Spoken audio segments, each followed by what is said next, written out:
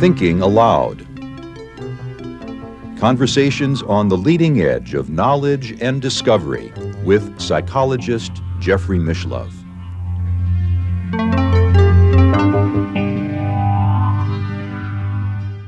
Hello and welcome. I'm Jeffrey Mishlove. Today, we'll be exploring the important contributions of Ernesto Bozzano, an Italian scholar who is certainly one of the strongest scholarly advocates for the hypothesis that the human spirit survives bodily death. My guest is Carlos Alvarado, who is probably one of the foremost, if not the foremost living historian of psychical research. Carlos is also the author of an important new book about Charles Richet, a Nobel laureate psychical researcher who was a contemporary of Bozzano. Once again, this is an internet interview, and now I'll switch over to the internet video. Welcome, Carlos. It's a pleasure to be with you once again. Oh, it's a pleasure being here. Today we're going to talk about Ernesto Bozzano, who is one of the great advocates for spiritualism, as well as a scholar in Italy. He died in 1943, and I suppose prior to his death, many people feel he was the most important psychical researcher in Italy. Yes, he was extremely influential in Italy, particularly among those that believe in survival of bodily death. He had a lot of interaction with everyone in Italy involved on the subject, but he also had a lot of differences of opinions, some of them quite strong with other people, especially those that were trained in the sciences, or medicine, psychiatry, and so forth. I suppose one of his both disadvantages and advantages is the fact that he didn't have a formal education, as many other people in the field have had. Yes, I think that's true, that can be an advantage and a disadvantage. On the positive side, I think it kept his mind open. You know, he did not form his mind about ideas such as the independence of the mind and the brain and things of that sort, like so many people at the time that were trained in physiology or in medicine in general. That was the way they just were taught how to think about the human mind.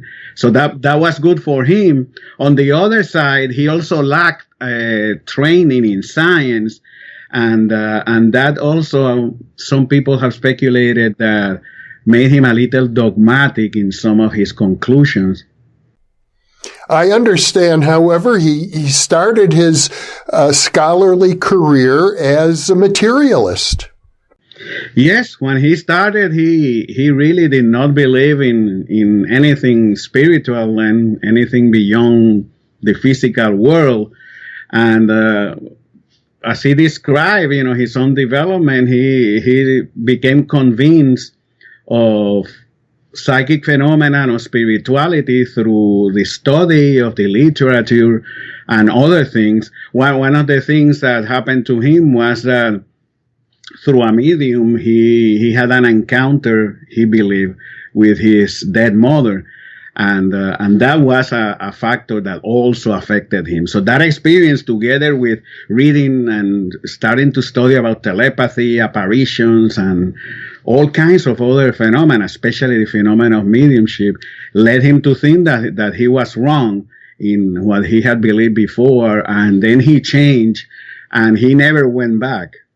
He became, all through his life, he was a very strong defender of the idea of spirit agency to explain psychic phenomena and of the concept of survival of bodily death. That's what he's best known for, as a strong defender of survival of bodily death. Now, I think one of the important reasons that we're having this conversation today is that many people in the English-speaking world are unfamiliar with a lot of research, important research that's taken place elsewhere. And this is a man who was extremely prolific. I read at one point he had something like 15,000 pages that he's written that would fill 50 volumes. That is true. He wrote a lot of articles, and from those articles, many of them became books. And the books had several editions. So he started, the first edition, and then a few years later, he felt that he had more cases, say cases about hauntings. He found new cases, like 30, 40 new cases. So that was a second edition. And later on, when he had more cases, a third edition will appear. So, he was extremely prolific. Most of it remained in Italian and French. Those were the main languages that I don't think he ever wrote anything in English. He was translated into English. There are just very few books in English. And a few articles appear in the spiritualist literature, mainly in the UK. But he never wrote, as far as I know, directly into English. But I think it's fair to say he was very conversant with a large body of literature written in many different languages, of which we here in the United States have very little awareness. Yeah, that is true, and that was the case when he was living, and also today. It's unfortunate that the language barrier still is a problem. Not only in parapsychology, but in so many other subjects that we're interested in. Since he could read and in almost all the main languages, including English.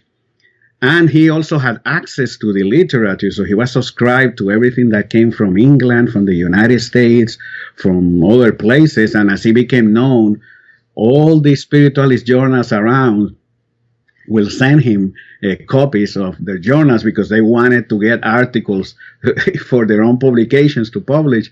So he really had a lot of the sources available at his disposal. And one thing that also helped him greatly was that he had the time to do it.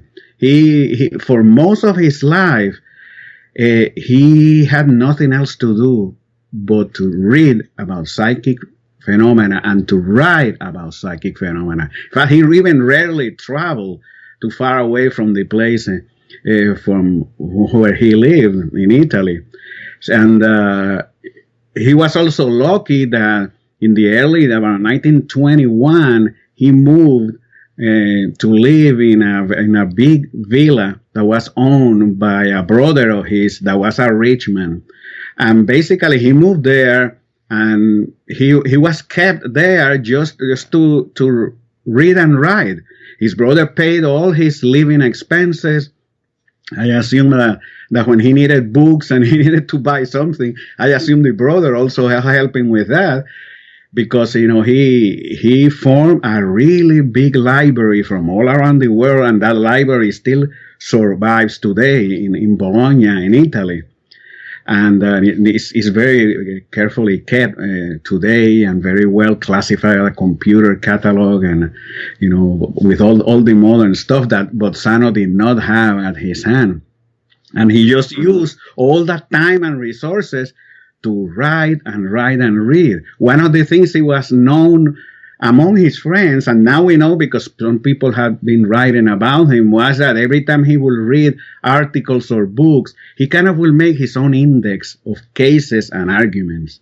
So if it was a particular interested case of telepathy, he will write saying, interesting case of telepathy about this, about that. And over the years, he accumulated thousands of annotations like that. And those annotations are still being useful because they were all put into a computer to form a big index of the literature. And now you can really, if you have access, to the place where they keep his books and his materials, you can use that as an index to find cases and ideas from the literature roughly before 1940. In a way, he reminds me of Charles Fort in the sense that he's looking at phenomena that most, even psychical researchers, tended to ignore, or maybe there are only very few cases. For example, I saw that he published a study that included 35 cases of xenoglossy. I didn't even know there were that many. Yes, he located cases all through the spiritualist and spiritist literature, especially coming from Italy and France, and he will then classify them, because that was one of the things he was also very well known about, classifying the phenomena. He will get like cases of xenoglossy, and he will put them in different chapters, and those cases that were spontaneously produced, or those cases that came through mediums, or that came in different other ways, And in his books, you find cases like that, like xenoglossy, and he just prepares a general description of the case and the argument, and then he presents the case in full. So each has a lot of cases, and is very useful in that way to us now, to find cases or examples of phenomena of that sort. And he focused on things like mists that appear around people when they're dying, things that are almost never discussed in the literature of psychical research, but he accumulated a great deal of information about these things. That is true. He has so many cases that he was trying to look for patterns inside the cases, things that will repeat themselves or things that will appear sometimes, but not always. And he tried to make sense of that. This phenomena about the mist, he included that inside a general category he called bilocation. Now, bilocation is a term that comes to us mainly from the literature of the saints. Especially the one that we know better is the Catholic saints, when a saint was in one place physically, but was seen at a different location. His image appeared in another place. Bozzano used the term bilocation to mean the projection of an etheric body from the physical body. But inside bilocation, he had a lot of different phenomena. One of them were these mists that come out from the body when someone is dying, and people sometimes around it will see it emerging from the body. No, it's not always a mist. Sometimes it's a whole spirit body. Other times it's a globe of light. He has amazing examples of that that he presents, in great detail.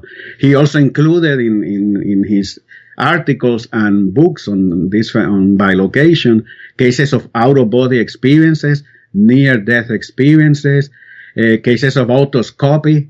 When you see a phantom of yourself, you look up and you see a replica of yourself in front of you. That is considered a syndrome in psychiatry, and is considered today to be a pathological experience. But Bozzano said, no, this is not pathological. This is a projection of an etheric body that the person is seeing, usually keeping their consciousness in the physical body. So he put all of those things together, and he argued that all of those phenomena, they look different, but they represented the same phenomena. They had the same cause underneath. And that was typical of him, to argue that a single cause, in this case the projection of an etheric body, accounted for different manifestations. He looked at things like phantom limbs, for example. Yes, he included those type of experiences there also. The thing is, his writings of bilocation never circulated much in the English-speaking world. I have seen accounts of it in a spiritualist journal from England called Light, a very, very well-known journal around 1911, 1912. But in general, most of that stuff remain in French and in Italian. So a lot of ideas on this particular phenomena, were not discussed widely. around and are unknown today to a lot of people. I wrote an article for the Journal of Near-Death Studies just about bilocation and Bozzano's work. And I took great pleasure in rescuing that because, he really put a lot of work, and his cases are so fascinating that I think they deserve to be better known. Mm-hmm. He drew upon the literature published in various spiritualist journals, amongst other sources. And also, I gather, he looked at medical records and some of the literature from mesmerism and hypnosis. Yeah, that's true. He also was conversant with hypnosis and mesmerism. Basically, almost anything related to psychic phenomena, he seemed to have access to, and he used it in many different ways, always to maintain the general point that the human spirit was real, that all these phenomena were produced by the human spirit, and as such, they indicated that we have a non-physical component that will survive bodily death. And he put together everything from clairvoyance, premonitions, xenoglossy, all kinds of, almost any type of psychic phenomena you can think, he conceptualized them like that. So he had that common thread, but inside each of the phenomena, there is an incredible richness that I will say that even to this day, very few people have worked in trying to illustrate all these features of the phenomena, all the different variations of apparitions, of telepathic messages, of almost any phenomena you can think about. And that's one of the things that have always interested me greatly about him, that to read him is a great experience in learning about the variety of psychic phenomena. One classification of phenomenon I know you mentioned briefly in one of your descriptions of Bozzano that I didn't quite understand was called Transfiguration, as I recall. Do you know what he meant by that? Yes, Transfiguration. I was recently citing an article. He published a multi-part article in 1934 in Italian on that topic, and that later became a book.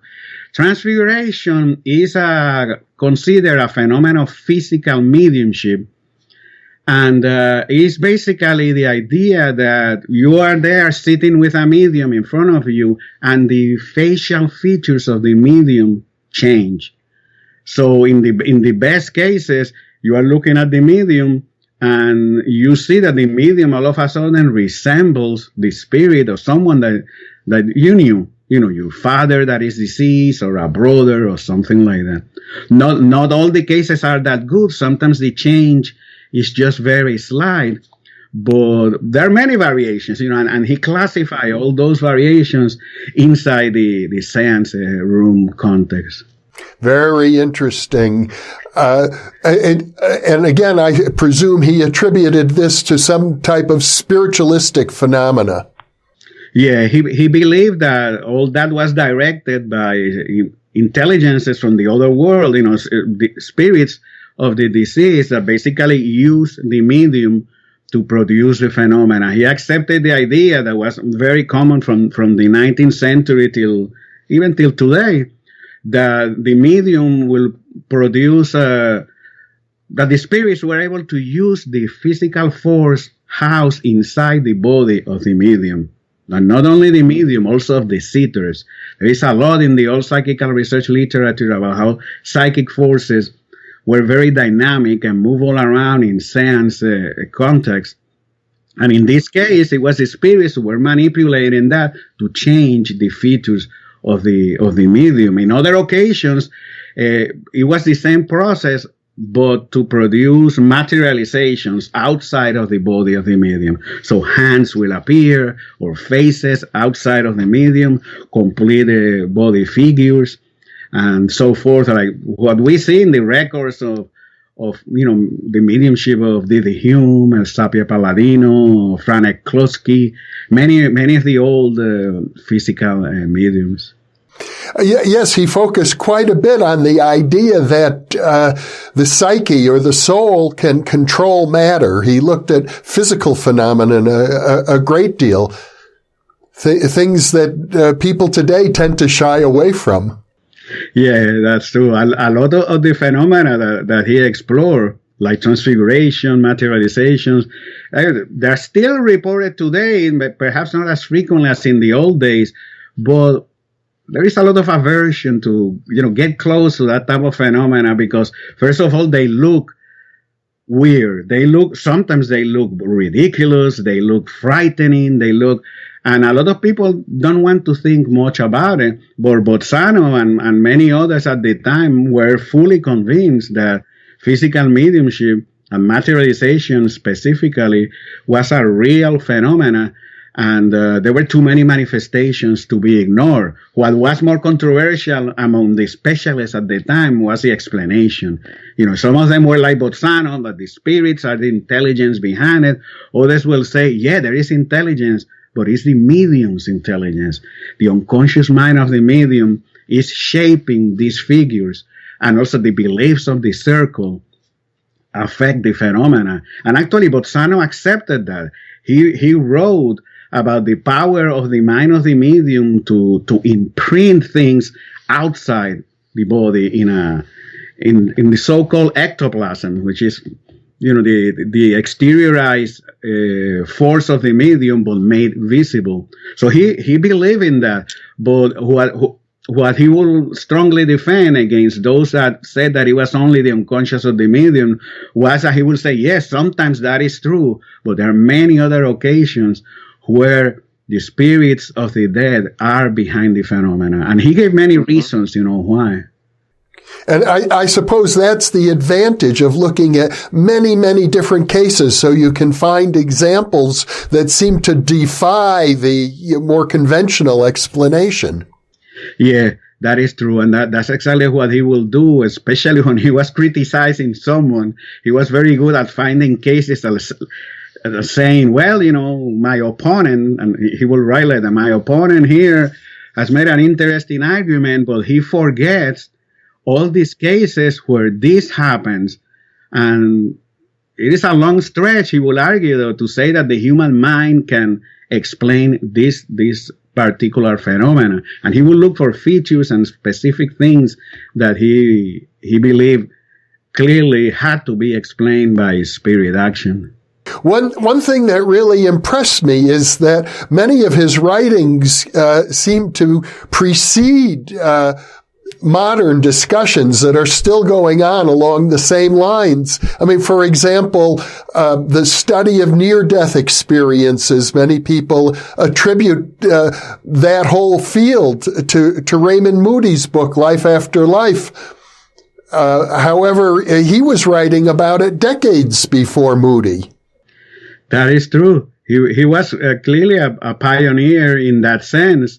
And he had found those things, and actually he himself was not really the discoverer of those phenomena, because he was taking them from literature that had preceded him. What his big contributions is that he was very good in putting the things together and putting a lot of cases of the same type, near death, out of body, or what we call now the shared experiences, which he was very interested in things around a deathbed, that the people that are quite well and standing around someone that is dying, they will see things or they will hear things like music or voices, or he was very interested in that type of thing. And unfortunately, he's forgotten now, and mostly everyone that writes today about those topics, they never cite Bozzano. In fact, even books about survival of death in general, very few of the modern books mention Bozzano. And I'm not saying that they have to agree with him, but, I think when you're discussing a topic, it is useful to know what happened before. And if you're going to disagree with an explanation, you need to know what a particular author has been saying in order to construct your own argument.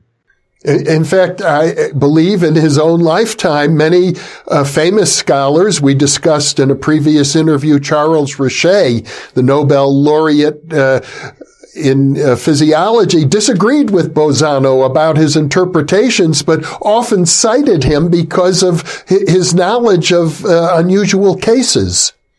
Yeah, that's true. Richet was very through most of his life, he was at first very skeptical, and later perhaps more ambivalent, but he was always impressed by Bozzano's writing. And he would always praise the man in his own writing, saying Bozzano is a very learned man, and he has done a lot to bring these cases together. And Richet will say that some of the cases of the Bozzano many times brought him close to a belief. In fact, Bozzano tended to believe that he had finally had convinced Richet, because by the end of his life, Richet was talking in a more positive way about survival, not only from Bozzano, but also the influence of others like Oliver Lodge, the physicist from England. And he wrote to both Lodge and Bozzano and basically told them that because of their writings, he now had come much closer conceptually to their spiritistic views. But he never committed himself completely to survival. So it's kind of difficult. I think what happened there is these things, you spend all your life thinking in a particular way, and it's so hard to change your mind sometimes, especially for someone like Richet that was trained in physiology and believed, that it was the nerves, the bodies, the human body that really form our consciousness, to really abandon that look and say that there is something more. Even when he accepted the psychic phenomena and saw them right in front of him many times, I think it was too difficult, too painful for him to commit himself. But certainly Bozzano had a great influence in him and informed him of a lot of good cases that Richet cited through his life in many of his writings. I know Bozzano paid attention, for example, to cases of people who seemed to function quite normally, but their brains were terribly damaged. Yes, he wrote about that, and that was one of the arguments that he used to say that it's not only the brain, that the brain, of course, is important, but the brain was an instrument that the spirit will use. And of course, if the brain is damaged, it's like a pianist, having a piano that is half destroyed. They can barely produce any musical notes, but that doesn't mean that the pianist is not sitting there and doesn't have the talent in him to produce good music. In this case, the spirit was there, conscious. He could communicate, but in this case, if a brain was damaged, it could be difficult to do so. But he said in some cases, the spirit found a way. He didn't specify exactly how. Today, maybe people will say that there are other neural paths in the brain that, started functioning, or I really cannot say. But he will say that sometimes the spirit found a way and will manifest even in cases where people had accidents and their brain was destroyed, that they still had some memory, they still have consciousness, and so forth. And he put that together with other phenomena, and again defended once again the concept that consciousness was completely independent of the physical body.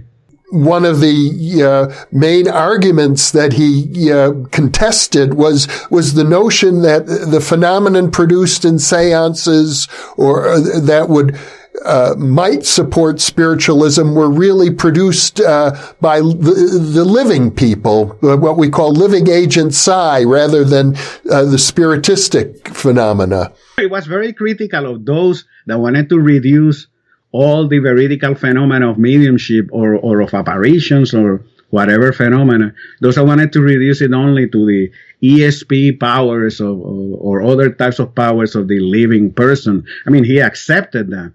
But he says that was not all the story. But he also used other interesting arguments. One of them is he liked to talk about animism and spiritism. Spiritism being discarnate agency, the spirit. Animism, such term that he anthropologists use it in a slightly different way, but he and others in psychical research use it to refer to the psychic powers of living beings. So, your own ESP abilities instead of a spirit communication, that type of thing. But what he will say is, or was that this this contrast in itself, it was a false argument, because it said that underlying all the phenomena from the living and from the dead was the spirit of human beings. And what we had was a difference of context. In animism, we will see the spirit manifesting while it was in the human body where you were alive. But this carnate phenomena was the same spirit that has survived death using its own powers. But in reality, it was the same telepathy, the same telekinesis, the same phenomenon. The guiding intelligence was just the same. So for him, he will say animism proves spiritism. And if you accept spiritism, you have to accept animism as well. So for him, it was like a circle, all together. And he said that it did not mean that those that accepted only animism were denying the actual nature of living human beings. That's something that comes all through his writings, and he was always defending, that argument. I find that a very convincing argument personally. If you accept extrasensory perception in the first place amongst living people, it's hard to deny the possibility that consciousness could exist completely independently of a physical body. And I understand that this unique distinction between animism and spiritism was first promulgated by a Russian researcher, Aksakov, I believe is the name. Again, one of those figures that has been forgotten. He wrote a book that first appeared in German called Animism and Spiritism. And it was translated into French, and I think that's probably the edition that Bozzano read. And it's also in Spanish, and I think in a few other languages. And basically, there was a fascinating big book that was kind of in reply to someone that was trying to defend only the animistic position. But one of the points that he makes is that there are animistic phenomena, there's spiritistic, and that you have to see them all together. If you separate them, you are not seeing the whole picture. And that whole picture is the same for Bozzano and Aksakov, was the confluence of both, the dead and the living, and that when they get together, they form a whole that is very difficult to conceptualize other than by non-physical assumptions. To me, this is a very sophisticated approach, and I think it's a shame that it's sort of been forgotten to a large degree. Another area that Bozzano focused on was what he called transcendental music. Oh yes, that was a fascinating area that he did it first in articles and then in longer monographs. I think the last one came out in around 1943. Transcendental music were musical manifestations, most of which he believed were spirit caused. He starts the book with mediums that produce music in different ways. Some of them are mediums that just get possessed by a spirit. They sit on the piano and they produce music, or they sing, or they grab a violin and they produce it like that. Others are more what he called direct music. Basically, the idea that in the seance room, from invisible speakers, God knows where, music will be heard in the seance room. But it was in the context of the mediumistic seance. He started his discussion with that. And then he moved on to all kinds of unusual musical manifestations, some that seem to be telepathic, from one person to another. The most interesting for him were those associated with death. So around a deathbed, instead of people seeing a mist coming out from the body, they will hear music all around, and everyone will go around and could not say, where is the music coming from? And generally was described as extremely beautiful music. Celestial music, was a way in which a lot of people describe it. So that really for him was very important. And he also laid great stress in those cases where more than one person around the deathbed had the same experience, collective cases, which he did. He also wrote a lot about collective apparitions and other phenomena. Then he talked about hauntings in haunted houses, music being heard, or cases. Some cases were not related to death, but most were, and some of them were after the death, like 2-3 days after, in the room where the person had died, this mysterious music will appear. So he put all of those cases together, and he did not have an explanation for the actual music. If it was physically heard or mentally heard. I think he leaned more that it was like a telepathic effect on each of the persons present. But he never discussed actually. Well, what he said was that he believed that it had to be of spirit origin, because it was too far-fetched to think that telepathy from the living could cause that phenomena in such a consistent way.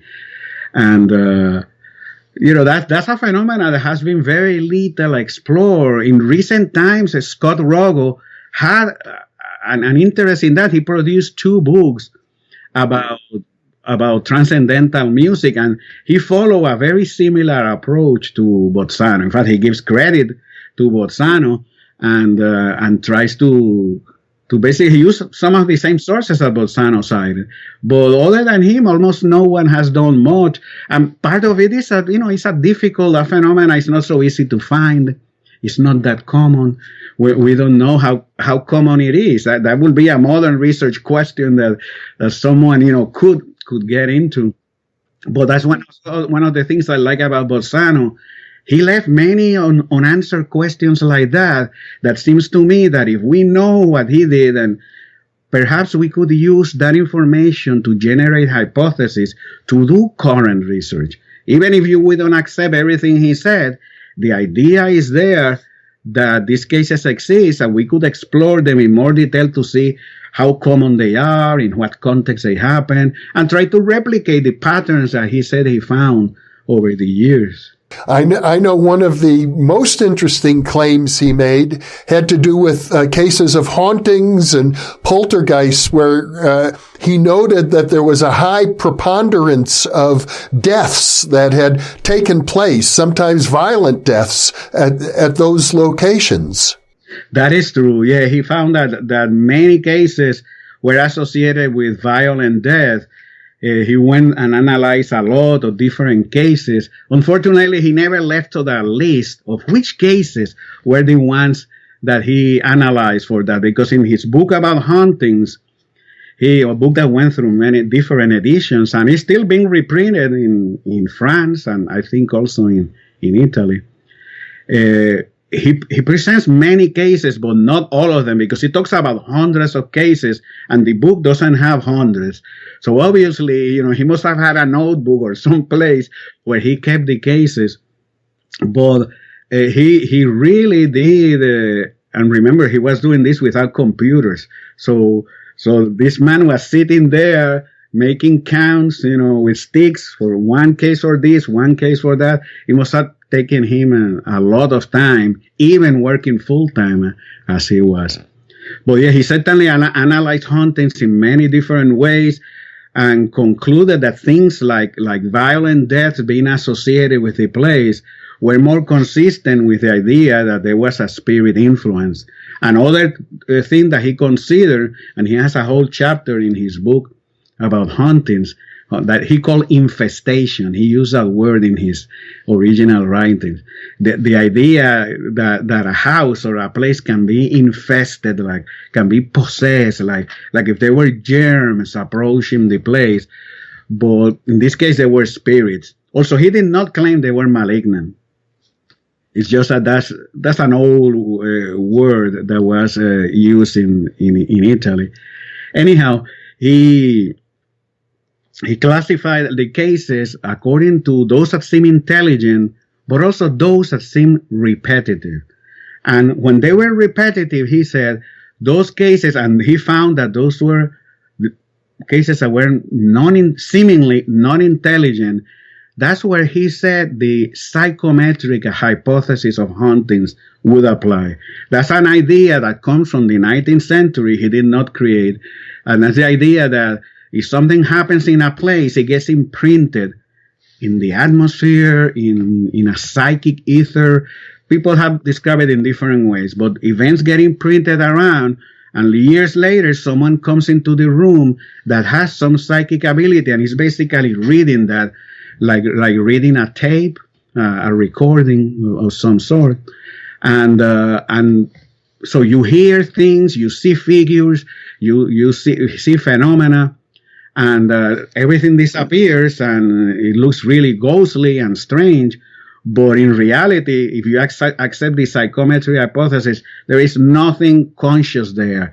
There is no spirit there is trying to communicate. It's just an imprint from the past. And he believed in psychometry. He had his own general study of psychometry, in which he knew all that type of literature. But he said that there were very, very few cases that he could find that he believed could support that. But he considered that. He also considered telepathy between the living and because again, also he defended spirit action. He also accepted that the living could produce a lot of the phenomena. He even had articles and a few books or monographs that he like to call them, that were about mediumistic communications from the living. And there are many cases like that. Someone that is sleeping in a distant place, and it appears through a seance in another town. And he collected cases like that. And it's interesting. There are many cases, not as many as the usual communication in a seance, but there were many. And he put them together and argued that, yeah, this was real, and what we see here is the spirit of the living person is communicating like the spirit of a deceased person, which is nothing extraordinary in his view, because we're talking about spirits to start with. So spirit from the dead, spirit from the living, they both have the ability to communicate. And again, it comes to the same point, I was discussing before. So and the thing is, he connects the phenomena. That's one thing that when you're reading about haunting, psychometry, telepathy, apparition, he always makes reference also to other phenomena. And everything is intertwined. That's something that I really enjoy of his work, that there's many interactions of variables in these cases. And all this is qualitative. He rarely quantified anything. He had some numbers and percents of cases here and there, but his whole thing is description, the quality of the event, and how it could stay the same or vary in a particular context. And then he tried to find the reason for that. That basically is his life work.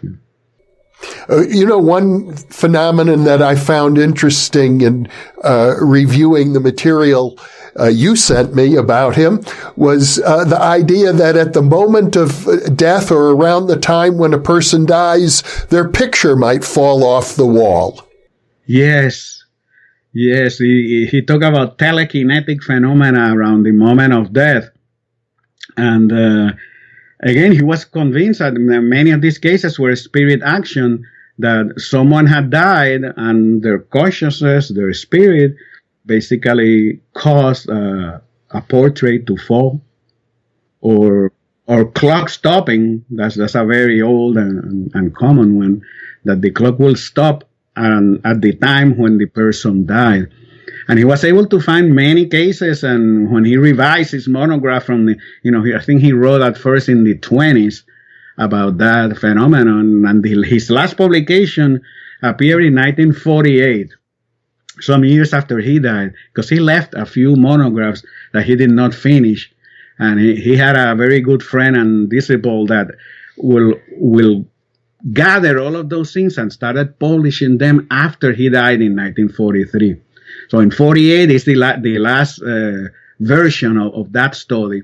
And basically it's the same argument with more cases. He kept finding cases. Remember what I was saying about him taking notes and all that? So he accumulated 25, 30 more cases, sometimes more. So I guess he thought, this is time for another edition. And out will the book come? And the argument really never changed so much or at all. What changed was the number and quality of the cases. He also, I gather, was developing something of a philosophy integrating spiritualism with an idea of evolution. Yes. Yeah, from the very beginning, he was interested in evolution. One of the figures that influenced him greatly was Herbert Spencer. Herbert Spencer has been described as an anthropologist, a biologist, sociologist. In the early 19th century, a lot of these distinctions of what you were, your profession, really do not apply that well. But he wrote about humankind, about history, about evolution, and he was a firm believer in evolution and also of classifying facts, which is something that Bozzano absorbed from him and never abandoned. Bozzano was a firm believer in evolution, but as he got into the material with psychic phenomena, and I think he was greatly influenced by Frederick Myers, was the idea that biological evolution certainly happens, but it doesn't affect our spiritual nature. So it affects our physical body, things of that sort, but our spirit really doesn't get touched by that. Our spirit is always there, untouched by a lot of these forces. And it can always manifest, and certainly there may be an interaction, like Myers will argue that communication between a spiritual and a physical world may be easier because evolution has made some people more sensitive than others.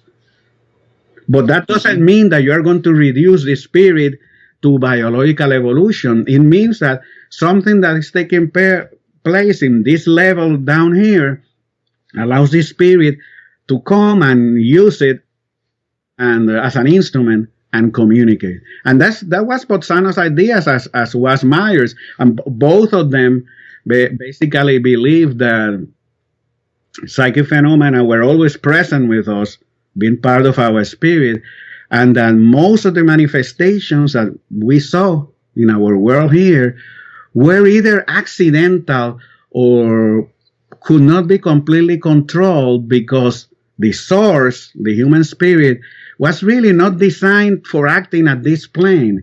It was designed to act at the spiritual level and after death in whatever realm we will end with. And Bozzano firmly believed that, as Myers did, that it wasn't then that other realm that telepathy and all these other phenomena will be more useful to interact in spirit with spirit and so forth. And Bozzano never developed that in great detail, but it was very clear that he believed in that. Did he also have some idea of cosmic evolution? That there was I think I gathered from some of the writings a sense that maybe there was a separate track of spiritual evolution independent of biological evolution. Yes, I would say that Bozzano believed in that we continue to develop spiritually, and that's completely different from biological evolution. Since he did not have access directly, to that kind of source of material, what he used were mediumistic communications and the teachings of the spirits and so forth, which some people today still focus on that. And of course, he didn't have a lot of details about it, but he believed that our evolution will certainly continue. Bozzano was not a typical spiritist. He was not like Allan Kardec, although he was open to the idea of reincarnation. There were differences. He was much more empirical than Allan Kardec was, and also like many other spiritists were in Bozzano's era, because Bozzano used teachings from the spirits, but only in a small part of his work. Most of it came from collections, cases of apparitions, telepathy, hauntings, and the like. He tried to be empirical. Because he was trying yeah, I will say perhaps to defeat materialistic science using their own instrumentation, their own approach. And I think he took great pride in that. That's what he was doing.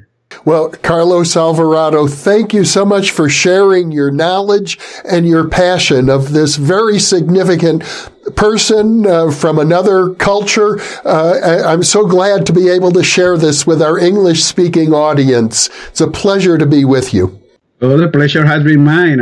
As you can tell, I really enjoy talking about these things, and Bozzano is a personal favorite. So for me, it's a great opportunity to reach an audience with all this information. Well, I look forward to future discussions, Carlos. So do I. Thank you.